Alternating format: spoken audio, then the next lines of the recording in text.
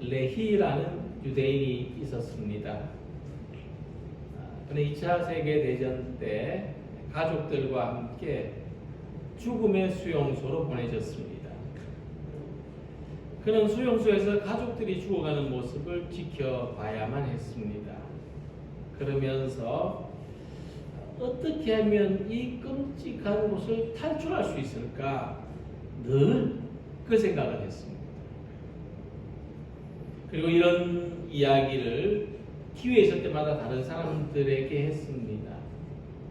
그러면 사람들이 레이에게 뭐라고 대답했는가 하면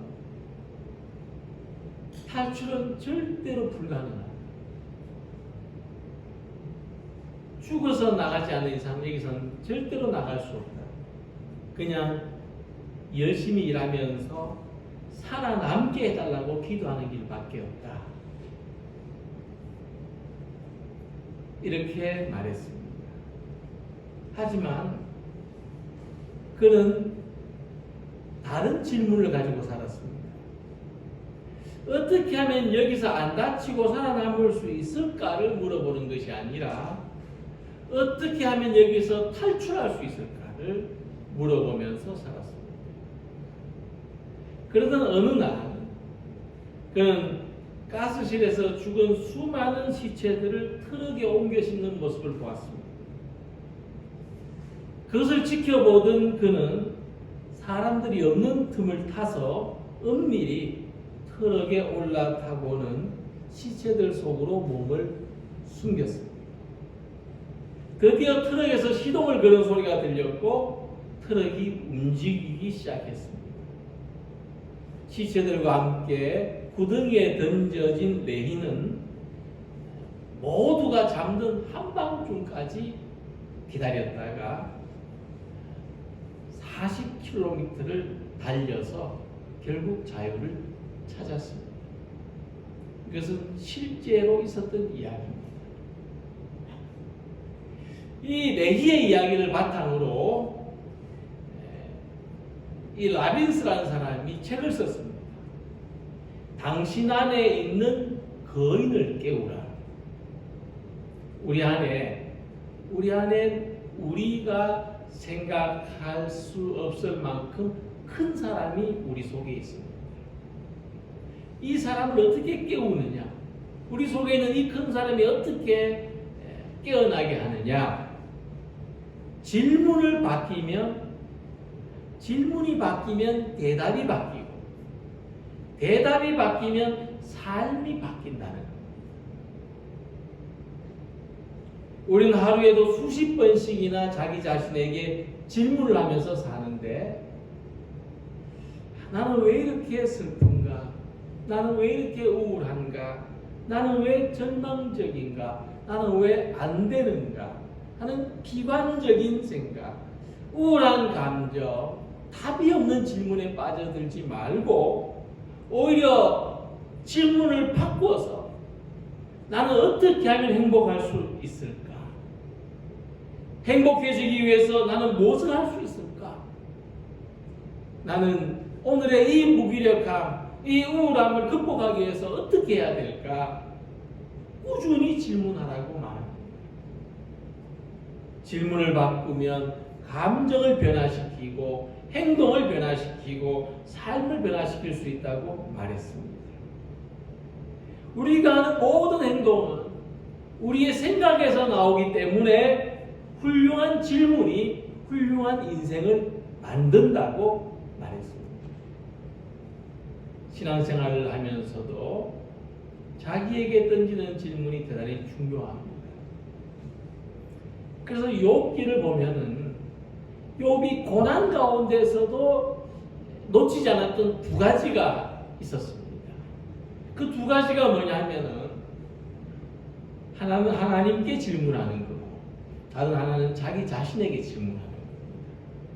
그래서 욥기를 보면 42장 3절에 내가 주께 묻겠사오니 주여 내게 알게 하옵소서.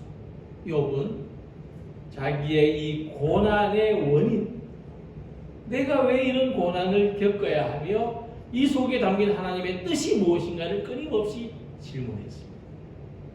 그리고 자기 자신을 향해서 또 질문합니다. 어찌하여 하나님은 길 잃은 사람을 붙들어 놓으시고 사방으로 그 길을 막으시는가? 그러니까 지금 이 나를 이렇게 꼼짝달싹할 수 없게 하시고 사방으로 길을 막으시는 것 같은 하나님의 뜻이 뭔가 나한테 묻는 겁니다. 나한테 하나님의 뜻을 묻습니다. 무슨 뜻인가 하면 욥처럼 우리들이 하나님께 질문을 하지만 때로는 하나님으로부터 대답이 없을 때가 있습니다. 늘 기도하지만 응답이 없을 때가 있고 나도 모를 때가 있습니다. 그럴 때 우리는 막막해지고 절망할 때가 많은데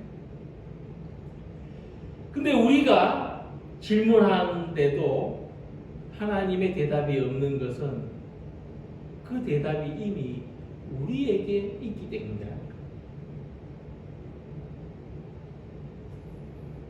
우리가 하나님께 기도를 해도 응답이 없는 것은 이미 우리 안에 그 응답이 있기 때문에 그렇다는 것입니다. 그래서 오늘 함께 읽은 말씀을 보면 이 시인이 간절히 하나님을 찾고 있는데 자기 바깥에서 하나님을 찾고 있는 것이 아니라 자기 안에서 하나님을 찾고 있다는 것이 굉장히 중요합니다. 내 안에 계신 하나님을 발견하려면 누구한테 물어봐야 되겠습니까? 내 안에 계신 하나님을 발견하려면 누구한테 물어봐야 되겠습니까? 바로 내 영혼에게 물어봐야 하는 것입니다. 그래서 함께 읽은 말씀은 우리가 우리 영혼을 향해서 어떤 질문을 해야 되는가 그것을 가르쳐 주고 있습니다. 그리고 우리가 어떤 대답을 얻게 되는가도 말해주고 있습니다. 본문을 통해서 하나님이 항상 우리와 함께 계시고 우리 안에 계시고 우리의 소망이 되시는 것을 내 영혼이 나에게 들려주는 소리로 들을 수 있는 모든 성도들이 되시기를 소망합니다. 시인의 갈급한 질문은 지금 나의 하나님은 어디에 계신가 하는 것입니다. 그는 자신의 영적인 갈급함을 이렇게 말했습니다. 하나님이여 사슴이 시냇물을 찾기에 갈급함같이 내 영혼이 주를 찾기에 갈급하니이다. 이 사슴이 시냇물을 아주 갈급하게 찾는다는 것은 죽고 사는 문제입니다. 찾으면 살고 못 찾으면 죽는 겁니다. 이같이 우리 영혼이 하나님을 찾는 것도 영적으로 생사가 달린 문제입니다. 그의 간절한 질문은 지금 나의 하나님은 어디에 계신가입니다. 살면서 무엇을 마실까, 무엇을 입을까 하는 질문을 하는 사람은 많아도 하나님은 어디에 계신가를 질문하는 사람은 많지 않습니다. 이 질문을 할 수 있는 사람은 어떤 사람인가 하면 오직 하나님이 나의 행복, 오직 하나님이 나의 전부라고 생각하는 사람이 이 질문을 할 수가 있습니다. 그래서 시인은 이렇게 묻습니다. 내가 어느 때 나아가서 하나님의 얼굴을 배울까? 내가 어떻게 하면 하나님을 찾고 하나님을 만날 수 있을까? 그는 간절히 하나님을 찾고 있는 것입니다. 그렇다면 그가 하나님을 찾고 있는 지금이 어떤 상황인지를 살펴볼 때 이렇게 말하는 것을 볼 수 있습니다. 사람들이 종일 내게 하는 말이 내 하나님이 어디 있느뇨 하오니. 만나는 사람들마다 너의 하나님이 어디 계시느냐 조롱한다는 것입니다. 사람들이 하나님에 대해서 조롱하듯이 말하는 것은 그렇게 말하는 사람들 마음속에 하나님이 계시지 않다는 생각이 있기 때문입니다. 만약 우리 안에, 내 안에 하나님이 계시다는 확고한 믿음이 없으면은 이런 말이 가볍게 들리지 않습니다. 우리도 같이 흔들리게 됩니다. 특히 이 시인은 바벨론의 포로로 끌려와서 지내는 중입니다. 그를 사로잡아온 바벨론 사람들이 이래도 너는 하나님이 있다고 믿느냐? 조롱하는 말을 들을 때 견딜 수 없이 힘들었다는 것을 짐작할 수가 있습니다. 느부갓네살 왕이 나한테 절하지 않으면 불구덩이에 던져넣겠다. 그래서 다니엘과 그 세 친구들을 잡아서, 다니엘의 세 친구들을 잡아서 불구덩이에 던져 넣으면서 뭐라고 합니까? 이래도 너의 하나님이 있다고 믿느냐? 이와 같이 우리는 하나님의 존재에 대하여 믿음이 흔들릴 때가 있습니다. 그것은 우리가 이 시인처럼 포로가 되어 있을 때입니다. 이 시인처럼 바벨론의 포로로 구속을 당한 상태가 아니라 할지라도 우리들이 정신적인 괴로움의 포로가 되거나 육체적인 고통의 포로가 되거나 가난의 포로가 되거나 또 다른 어떤 분노나 질투나 열등감이나 이런 것들의 포로가 되었을 때, 중독의 포로가 되었을 때 우리는 하나님이 어디에 계신지를 질문하게 되고 하나님이 어디에 계신지에 대하여 의심하고 회의하게 되는 것입니다. 노벨 문학상을 받은 엘리 위젤의 소설에 이런 이야기가 나옵니다. 유대인의 포로 수용소에서 탈출을 시도하던 사람이 독일 경비병에게 잡혀와서 모든 사람들이 지켜보는 가운데 교수형을 당합니다. 어린아이부터 노인에 이르기까지 다 모아놓고 그 광경을 지켜보도록 위협당했습니다. 두려움에 떨면서 이 광경을 지켜보던 한 어린아이가 자기 아버지에게 묻습니다. 아버지, 우리가 믿는 하나님은 어디에 계신가요? 그때 아버지가 이렇게 대답합니다. 지금 하나님은 저 사람과 함께 고통을 받고 계시답니다. 이것이 하나님은 지금 어디에 계신가에 대한 엘리 위젤의 대답입니다. 우리는 같은 대답을 얻을 수 있습니다. 우리가 고통당할 때 하나님도 우리와 함께 고통받으십니다. 내가 조롱당할 때 하나님도 함께 조롱당하시고, 내가 무시당할 때 하나님도 무시당하시고, 내가 두들겨 맞을 때 하나님도 두들겨 맞으시고, 내가 쓰러질 때 하나님도 나와 함께 쓰러져 계십니다. 나의 하나님은 어디에 계십니까? 그 대답은 하나님께서는 지금 나와 고통을 함께 받고 계신다는 것입니다.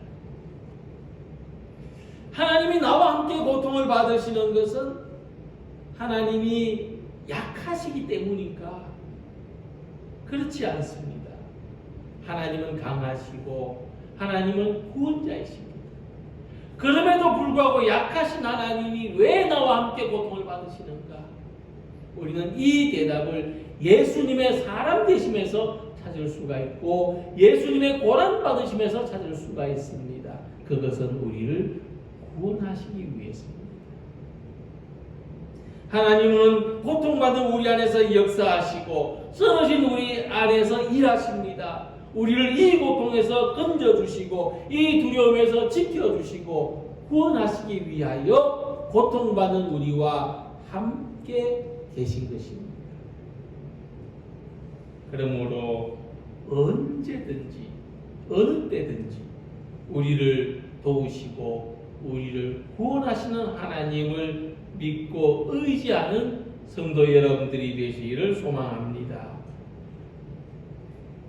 하나님께서 나와 함께 계신다는 대답을 통해서 시인은 하나님의 위로를 듣습니다.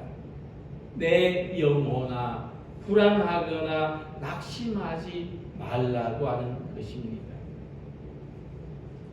내 영혼아 내가 어찌하여 낙심하며 어찌하여 내 속에서 불안해하는가. 이 말씀은 내가 나를 위로하기 위해서 스스로에게 하는 말처럼 들릴 수 있습니다. 하지만 시인은 자기 영혼을 향해서 네가 어찌하여 라고 했습니다. 자기 영혼을 향해서 너라고 부른다는 것입니다. 우리의 몸이나 우리의 마음이나 우리 영혼은 너일 수가 없습니다. 항상 나죠. 내 몸, 내 마음, 내 영혼인데 시인은 너라고 말합니다. 너가 어찌하여. 그런데 내가 나에게 낙심하지 말고 불안해하지 마라 수십 번 수백 번 되풀이한다고 할지라도 이 낙심하거나 불안한 마음이 사라지지 않습니다. 그래서 우리는 이 같은 말을 내가 나한테 말하는 것이 아니라 다른 존재가 나한테 말하는 것을 듣고 싶어 합니다. 내게 좀 절망하지 말라고 말해 달라고, 내게 좀 불안해하지 말라고 말해 달라고. 다른 존재가 내게 해주는 말을 듣고 싶어 합니다. 하지만 사람들은 우리의 귀에 말할 수 있어요. 들을 때는 좋아도 오래 가지 못해요. 귀로 듣는 말을 이 영혼이 알아듣기까지, 영혼으로 들을 수 있기까지는 너무나 어렵습니다. 그러면 내 영혼을 향해서 직접 너라고 부를 수 있는 대상은 누구입니까? 바로 하나님이십니다. 하나님만이 우리 영혼을 향해서 너라고 말씀하실 수가 있습니다. 그러므로 이 시인은 하나님의 말씀으로 자기 자신에게 말하는 것입니다. 그것은 자기 귀에 하는 말이 아니라 자기 영혼에게 하는 말입니다. 그는 하나님의 말씀을 귀로 듣는 것이 아니라 영혼으로 듣습니다.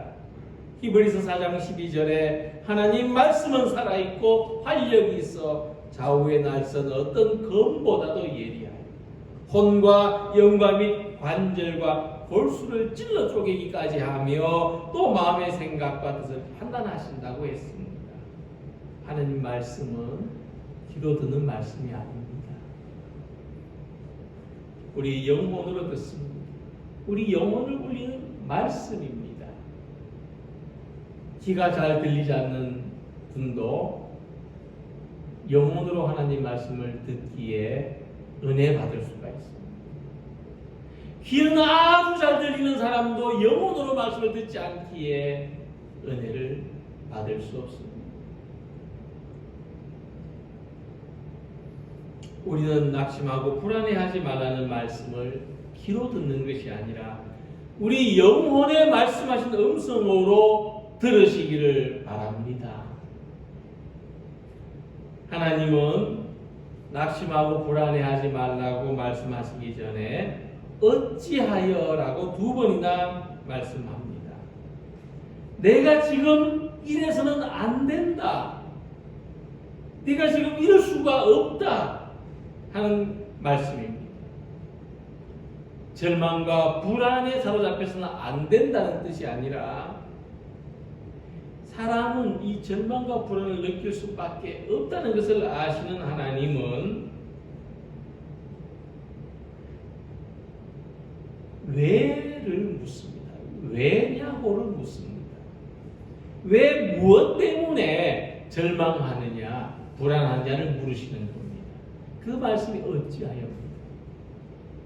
그러니까 하나님은 우리가 불안해하고 절망하는 것을 추궁하는 것이 아니라 무엇 때문에 절망하느냐, 무엇 때문에 불안해하느냐를 물으십니다.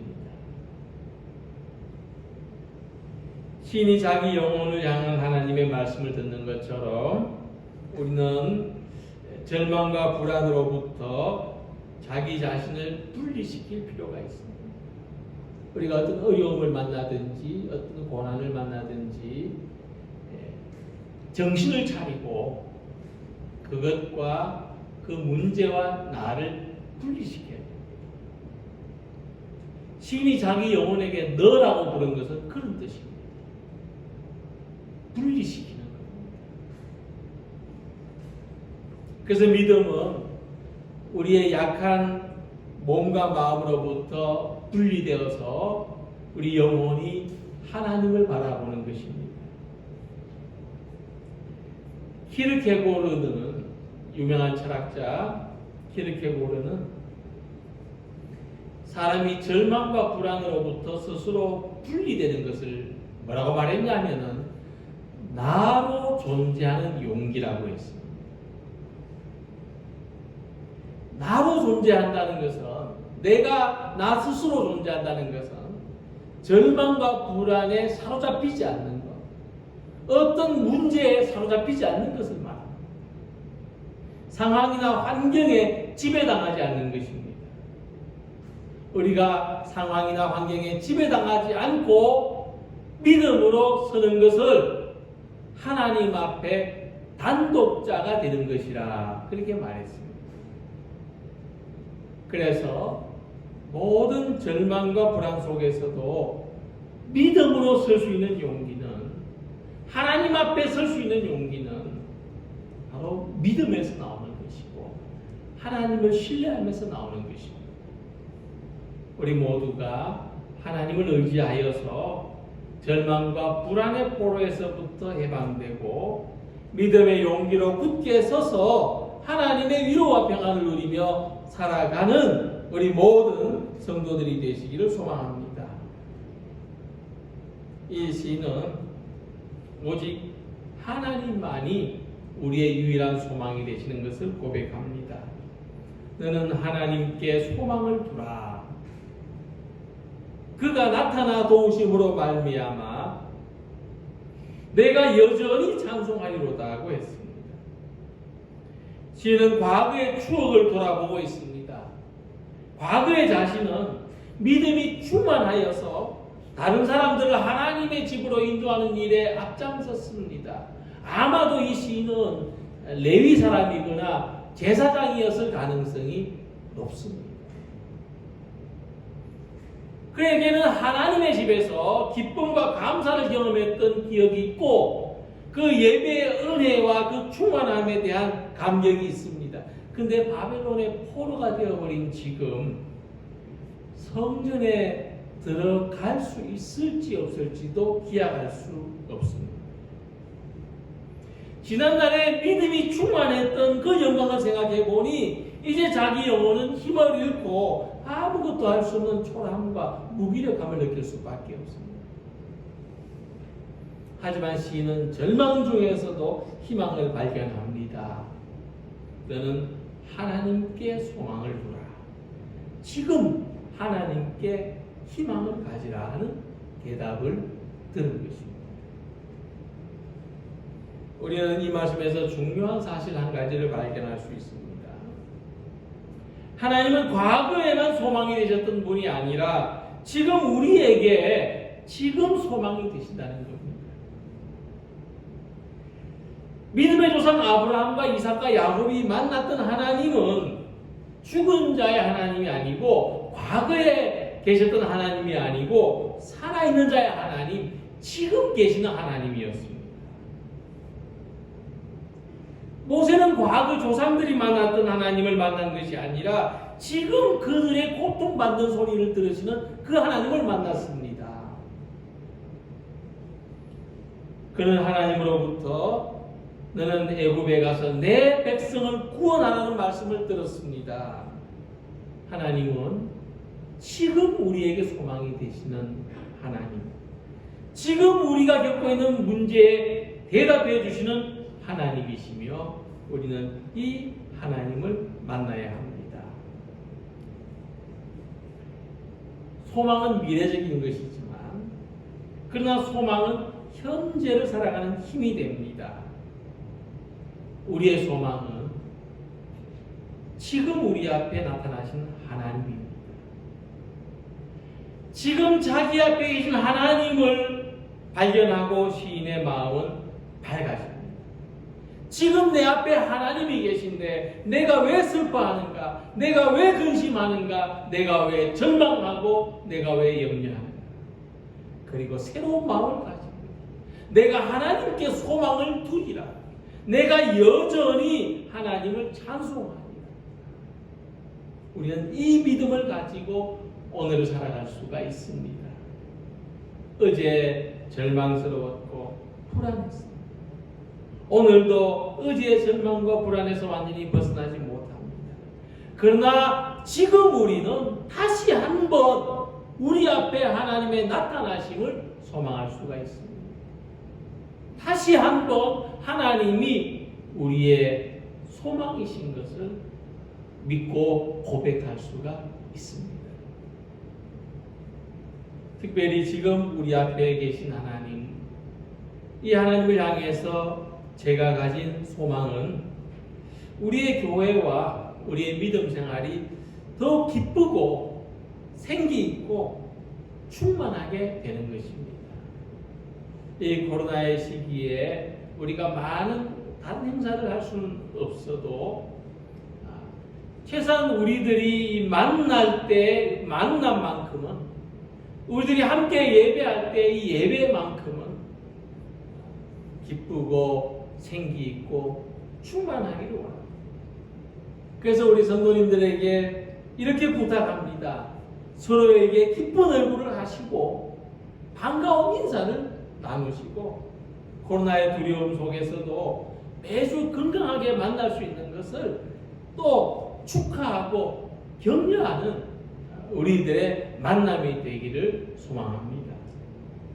또 저도 힘을 내어서 우리와 함께 하시는 하나님은 어떤 상황에서도 함께 하시고 지켜주시는 것을 확신 있게 증거하겠습니다. 또 우리가 서로 기쁘게 할 수 있는 일이 무엇인지를 고민하며 함께 나누는 일을 찾겠습니다. 그래서 오늘도 우리 영혼에게 물어봅니다. 나의 하나님은 어디에 계신가? 그 대답은 지금 여기에 계신다는 것입니다. 지금 우리의 소망이 되시고 지금 우리의 도움이 되시고 지금 우리의 찬송이 되실 하나님을 바라보면서 우리의 기도는 더욱 간절하고 우리의 찬송은 더욱 힘차고 우리의 만남은 더욱 충만한 기쁨이 되시기를 주님의 이름으로 기원합니다. 기도드리겠습니다.